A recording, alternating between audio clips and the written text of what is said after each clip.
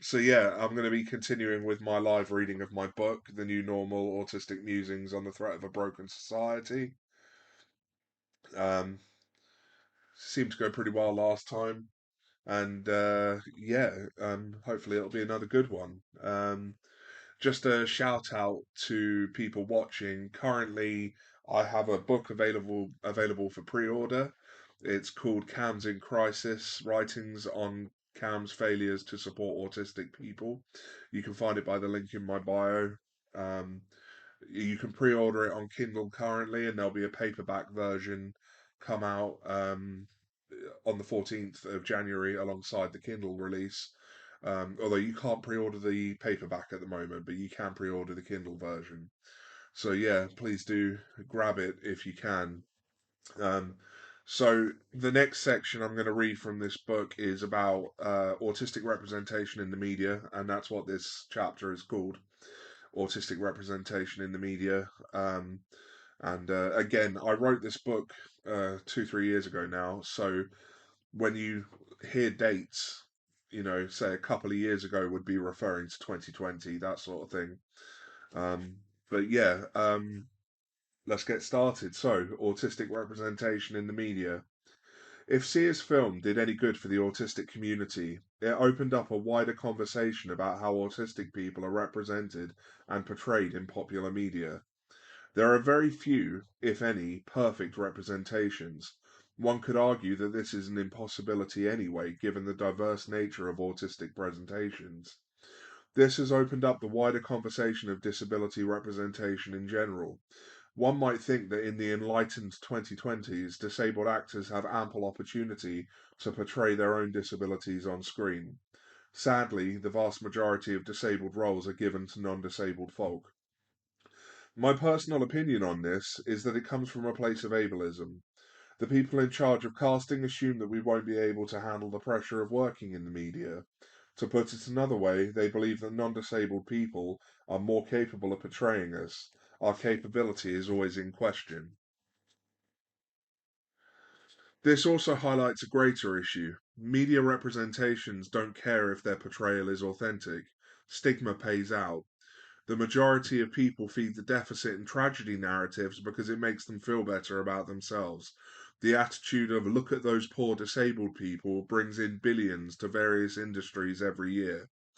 When we challenge people's perspectives, we trigger a cognitive dissonance of nuclear proportions. Society at large seeks out confirmation bias, believing it to be the truth. Autistic people, especially, must sit through unrelatable characters with what is usually rather offensive stereotyping. The people in charge of these projects don't seem to do any more research other than the bare minimum. Our inclusion in creative processes is all too often tokenistic. We are there to make creators feel validated, not because they have any interest in hearing our narrative. As Remy Yergo describes, our perceived lack of rhetoricity means that we can't be trusted to accurately relay the stories that our embodied mind experiences. This perception of incompetence is pervasive and insidious. How many of us have been gaslit? How many of us have experienced testimonial injustice purely because we must have misunderstood a situation?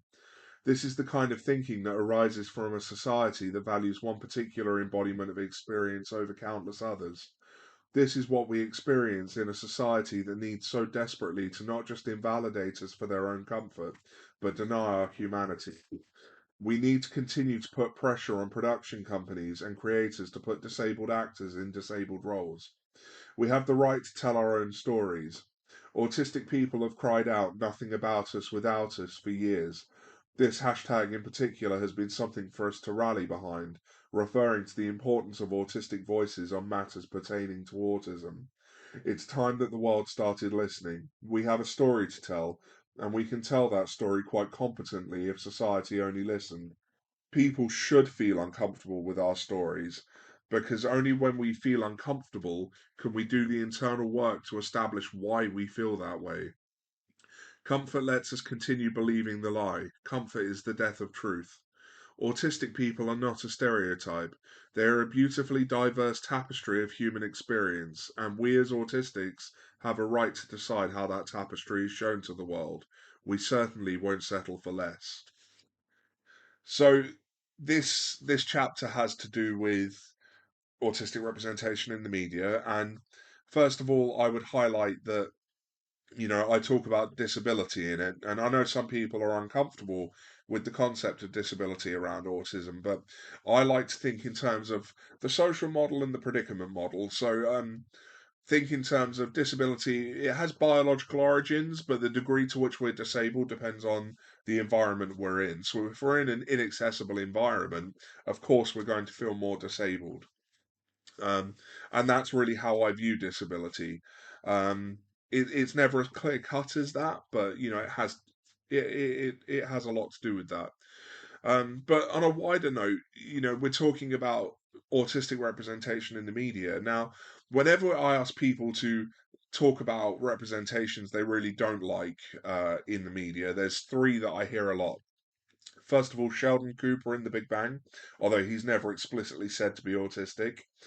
There's Sam from Atypical, who is explicitly autistic, sorry. And especially season one's quite problematic. And I can never remember the name of the character because I haven't watched it, but the character from The Good Doctor. People see this as very much feeding into the stereotypes around what an autistic person is. The race and gender are often called into question because we're much more diverse than those three would have you believe. Um, and the problem is none of these characters are played by autistic actors, and the question lies in why. Why are we not getting autistic actors to play autistic roles? And as Remy Yergo puts it in their book, Authoring Autism, there's this perceived lack of rhetoricity. So there's like this duality to being autistic. We're either too autistic to tell our stories or not autistic enough. And there's no middle ground in the eyes of a lot of people. It's either you're nothing like my child or you're too disabled to know what you're talking about. And this really represents a great deal of ableism surrounding what it is to be autistic. And, I think that there's a lot to be said for the media being the canary in the coal mine. You can really see attitudes towards autistic people in the way we're portrayed on screen, in the attitudes around casting for characters that represent us, in the way we're written about. But as Tanya Tichkovsky would put it, we are reading and writing disability ourselves. This is why it's important for autistic people to. It's why it's important for autistic people to be creating their own content, because when we write things, when we portray things ourselves, we are writing the meaning of what it is to be us. And this is really where we can stand in opposition to a system that has traditionally excluded us. You know, we can find that we can make noise as a community. We're a powerful collective. I think often we feel like we don't make much of a difference, but I said it last week as well. Each one of us is a drop in a limitless ocean.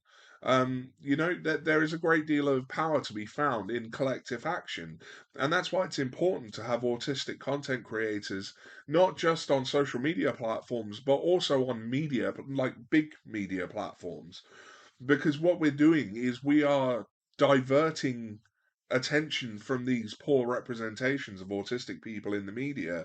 We're subverting the expectation of what it is to be autistic, because as autistic people, we're expected to be quiet, asocial, friendless. We're expected to be on the fringe of society. And one of the greatest ways we can subvert that expectation is to force ourselves into the limelight through things like social media advocacy, getting involved in writing for things like films, television, writing blogs, writing news articles. Everything we do in that field is intentionally subverting this expectation for us to just accept the way we're treated. And autistic people deserve better than what we're getting at the moment. By the way, I would encourage you to weigh in with questions in the comments, because I will run out of things to say at some point. That may be a good thing. I don't know. We'll see. But I think that there are. There are some good examples of at least autistic coded characters in the media. There's ones that I particularly like. I quite like Abed from Community. He's whilst the behaviour can be a little stereotypical, he himself as a character is not a stereotype. Um, and there's certainly characters in Brooklyn Nine-Nine that I greatly enjoy, and in fact, I would, I'm willing to die on this hill. I'm not sure there's many neurotypical characters in Brooklyn Nine-Nine when you look at the characters there. Um, you know, um, I'm quite a fan of Emily Deschanel's portrayal of Dr. Temperance Brennan in Bones. Again, autistic coded rather than explicitly autistic, I believe. Um, but that's quite a good. Again, the behavior is a little stereotypical, but the character is not. And I think that's something to be celebrated. We have to celebrate when people make an effort to do better. And I think that's something that can get lost quite a lot of the time. People can make mistakes in the past, but we learn from those mistakes, we adjust, and we move forward. And that's what we need to do now. We're not happy with our representation in the media, so we need to encourage the people writing these representations to reflect on why they wrote what they did and how they can improve it in the future. Because we deserve good representation. We deserve to control the narrative on who we are. You know, Autistic people should be front and center at telling our own stories. And I think that's really something quite important because, as I said earlier, we're expected to exist on the fringe. We're expected to be quiet.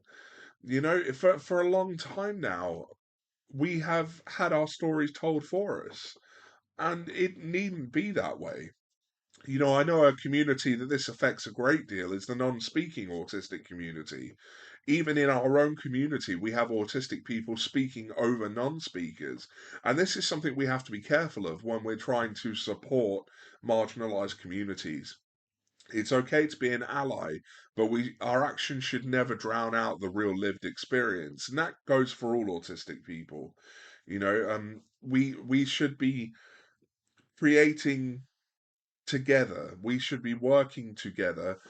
We should be making sure that our stories are told in a way that empowers each other's voices, not in a way that shuts us down and silences us.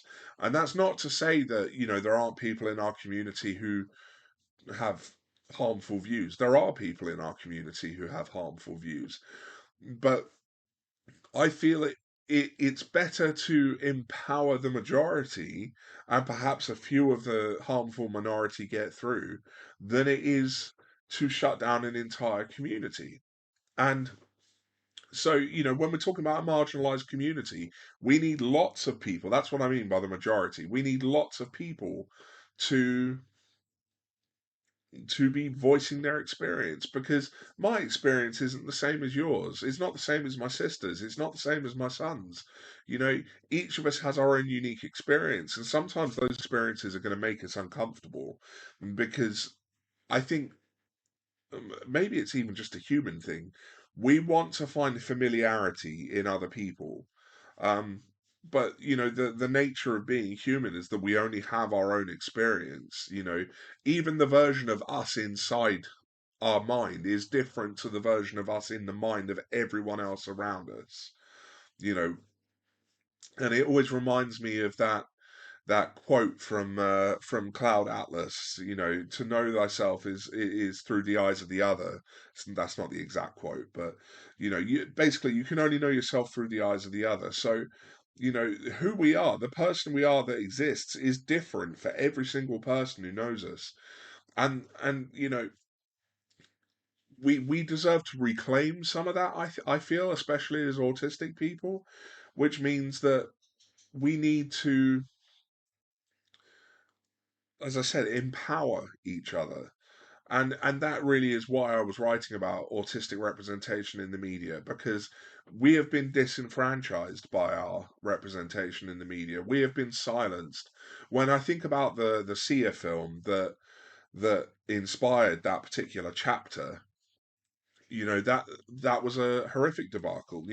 Autistic people tried to stand up and advocate for themselves, and they were sorely spoken down to, mistreated, bullied online. It was not a nice experience for autistic people.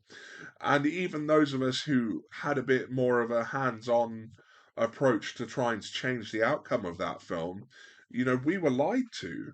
We were told things were going to be removed from the film. We were told that things were going to be given trigger warnings. None of that happened. And, you know, it is quite an extreme example of the ableism that exists within the sort of bigger media productions. But it can be taken as an example of the world we live in, because this is something that happens to us on a day-to-day basis. And someone just joined in the comments saying that they wanted to join the military, but they can't because of their diagnosis. This is the fallout of when we don't control the narrative. Other people make the decisions for us. The assumption that autistic people can't serve in the military, for example, is rooted in other people's opinions of us. And this is why it's important for us to take control of those opinions, because only when we are in control of the narrative can we have our rights met fairly. And it's really important that we put the work in, and it's not easy to put the work in. We're constantly fighting against people who do not have our best interests at heart. But this is something we have to be aware of all the time, is that people will look to get one over on us, because there's this weird assumption that when you give more rights to one marginalized group, it means less rights for the majority. But that's not true. The fact is that rights aren't pie. I'm not the first person to say this, so don't think this is an original thought. But human rights aren't, they're not pie. More for me doesn't mean less for you. Um, and so, we really need to empower each other, not segregate each other off into marginalized groups and communities, pushing people out the way to make sure we can get more, more, more. And one of the ways we can do this is through looking at the way we are portrayed by wider society, because I really feel that our portrayal in the media is a microcosm of people's attitudes towards us, as I said earlier. Now, if anyone's got anything they want to weigh in with in the comments, now would be the time. I'm running out of words to say because I've been talking constantly. So if anyone has any thoughts on anything I've said, I'd love to hear them. It's nice to see you all joining me. I really appreciate it. Thank you so much to everyone who's joining in. I've seen some gifts coming in as well, so thank you to everyone who's been sending gifts. It's greatly appreciated. And I'm really, really grateful for the support I get here on TikTok. You're all wonderful followers, and you always big me up on my posts and really show me the difference that making this content can make. And obviously, social media isn't my day job. My day job still involves autism and autistic people, but the social media side I feel is important for reaching a broader audience with my fervent need to improve autistic people's lives. Not just autistic people, but neurodivergent people in general. You know, one of the things I don't talk about often enough, I'm not just autistic, I'm also ADHD and schizophrenic. I particularly don't talk about my schizophrenia much. I have talked, obviously, on TikTok about the fact that I'm in recovery from addiction. I'm going to be 8 years sober this April. That's flown by. Um, but we this is the power of social media, is that you've all given me a platform. I'm creating media for people, and it's it has an effect, even if it's not a massive effect. It inspires change. Thank you, Angel, for the congratulations. Oh, and yep, few congratulations coming through. Thank you, everyone. um yeah, so it's it's it's good to have a platform for me, but we need to be doing the work to get people onto a wider platform, like on the sort of bigger media stages, because autistic people really need to start having more control over that narrative.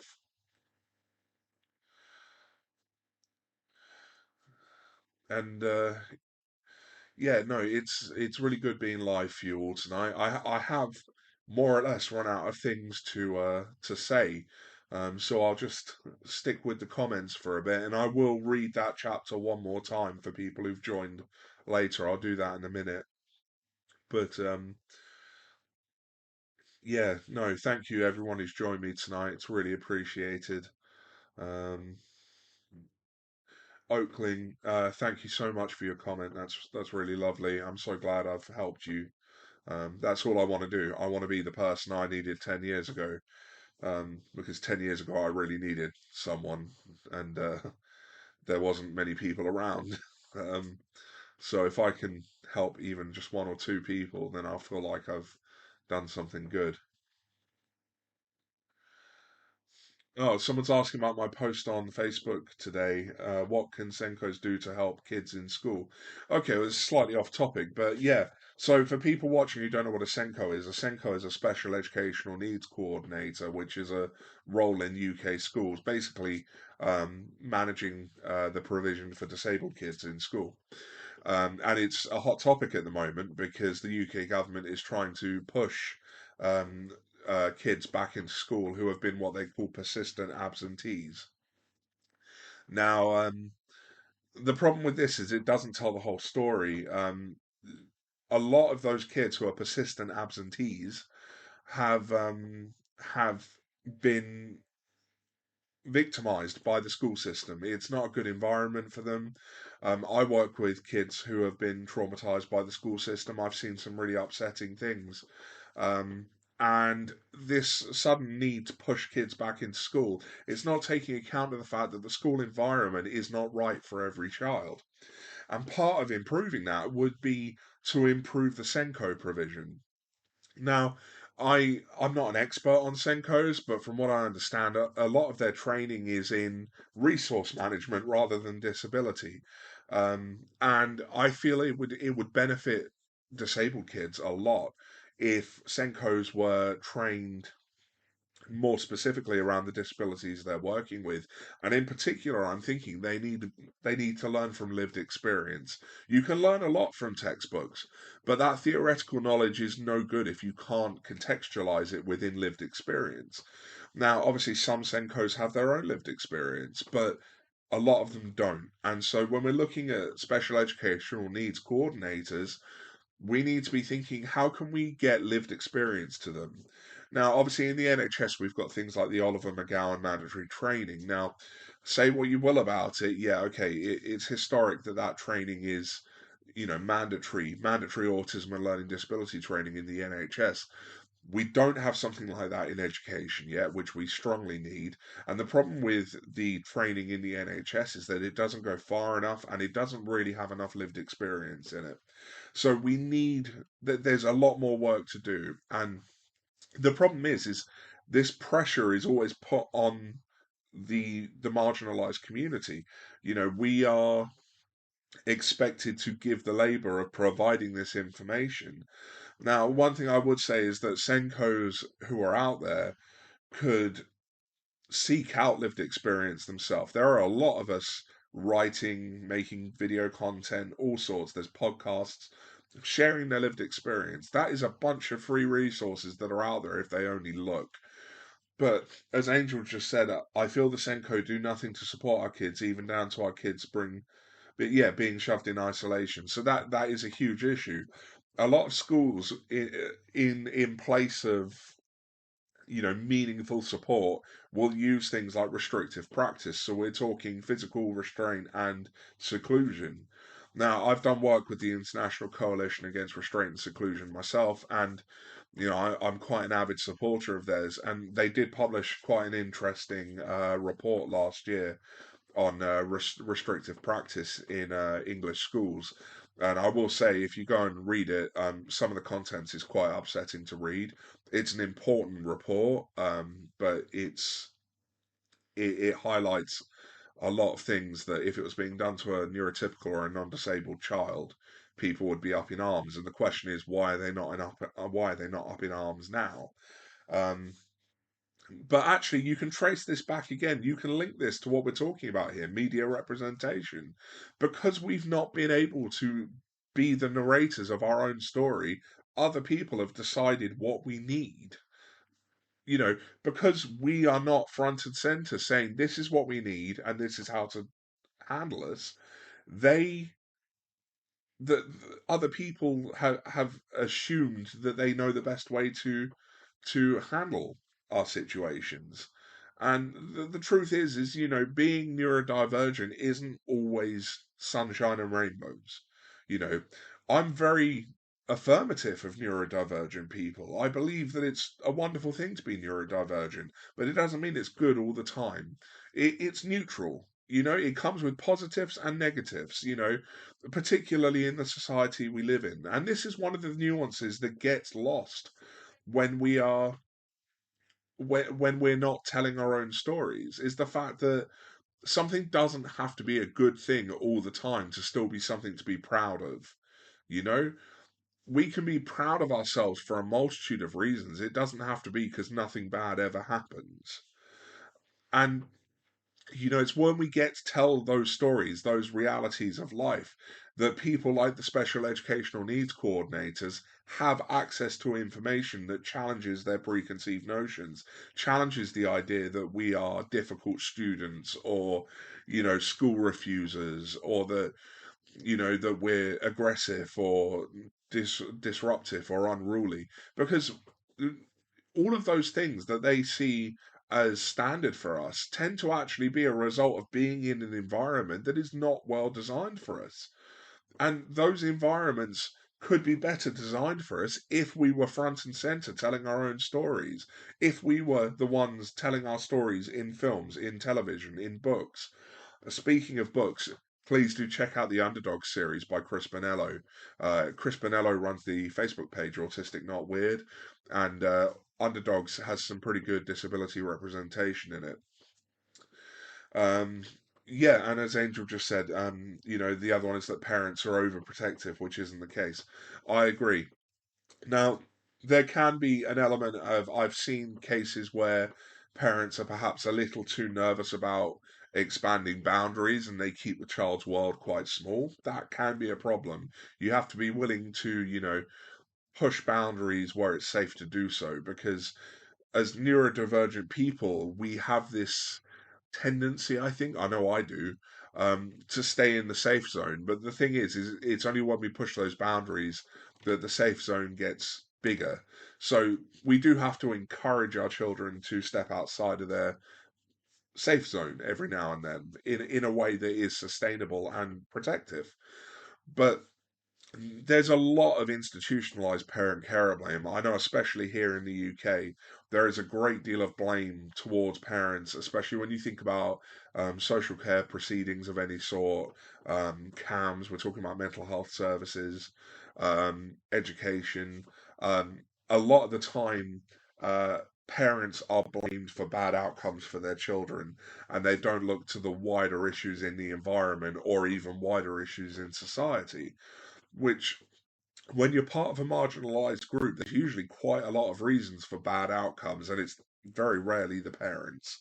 Um, but it's an easy cop out for people. You can blame the parents for the child because, well, what are they going to do about it? Most parents of disabled children can't afford to take you to court for defamation or anything, so, or violating the Equality Act.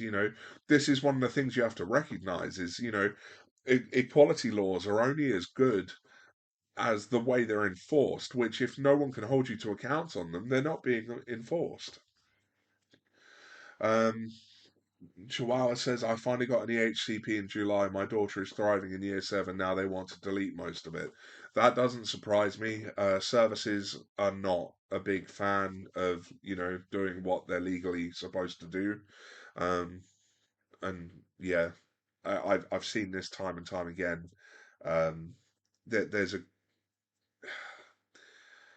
great deal of defensive practice. So, closing ranks, being combative with parents and the people themselves. And this doesn't just affect children, neurodivergent adults also experience all these things as well.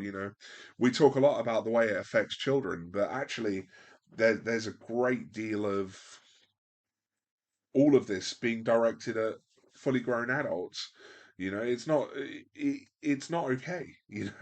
Neurodivergent people deserve equal access to the world, and we're not really afforded that. And you know, stay on topic. Part of that is with how we're represented in the media. Um, I'm seeing a lot of you commenting about being taking Pip to court and local authorities. It's a so many of us are constantly fighting some battle or another. It's very rare that we're in a place of peace.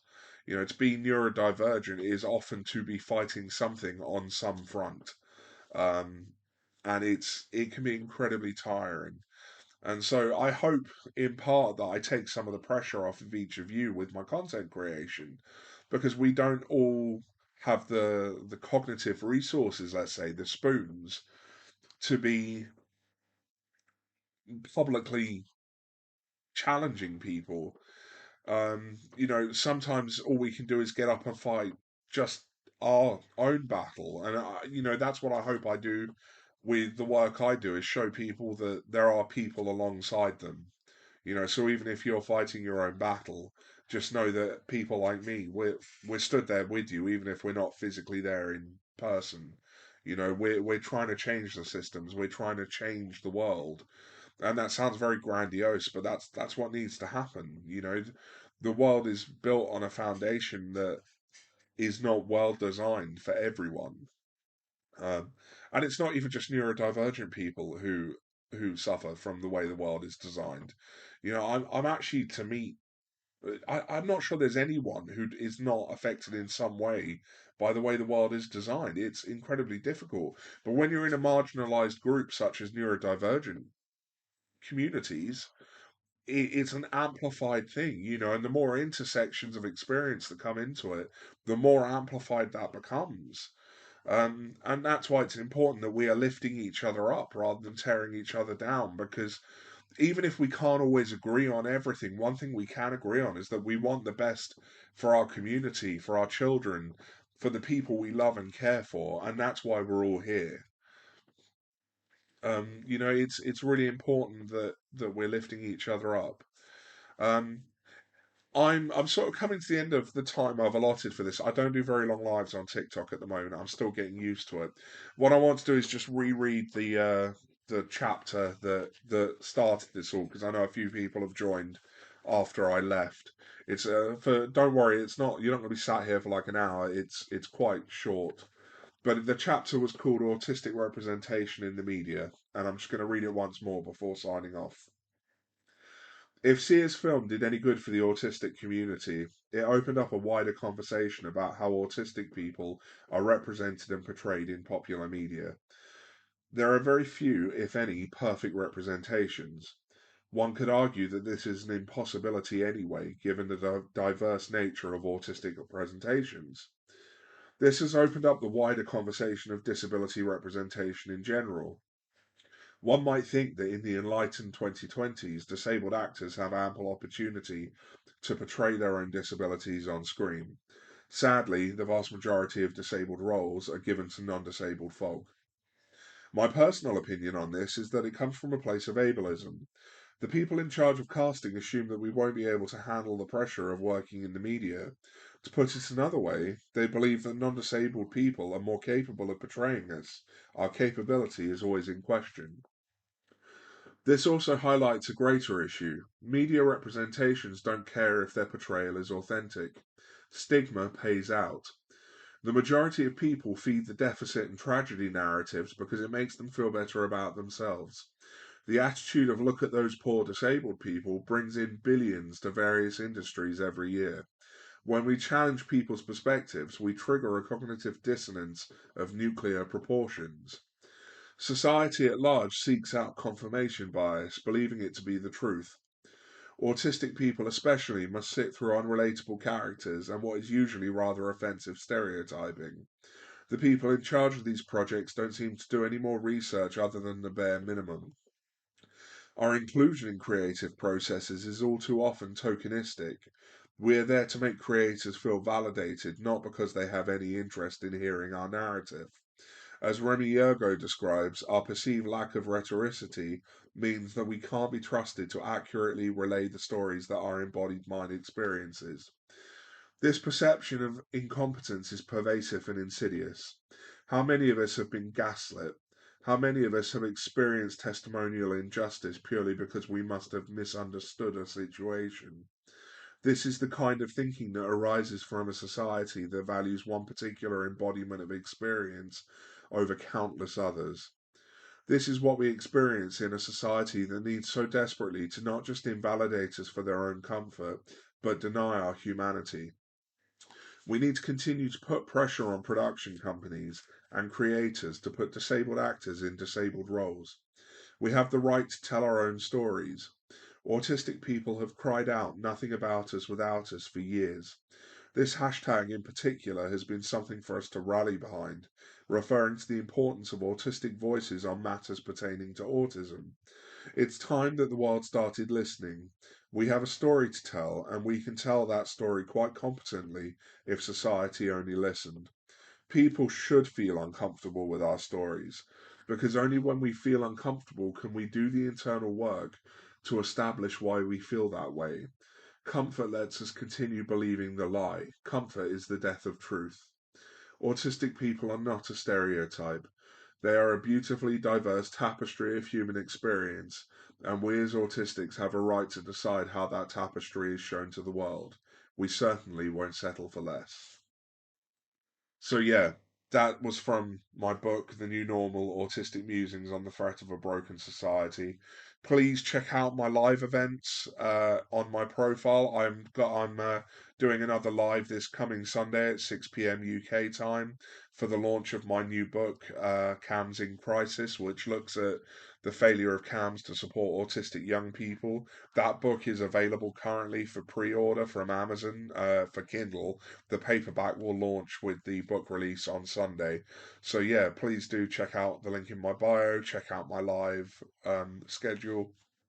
Keep an eye out. I'll be doing more of these, and hopefully in time I'll be able to start bringing the live recordings of my podcast onto TikTok as well. But you have to meet certain goals before you can connect certain programs to TikTok. So yeah, don't forget to check me out on my other social media. I'm on Facebook, I'm on Twitter, I'm on Instagram, I'm all over the place. I'm even in the Fediverse. So thank you to everyone who's come along this evening, and I'll see you all in the next one. So thank you. Goodbye.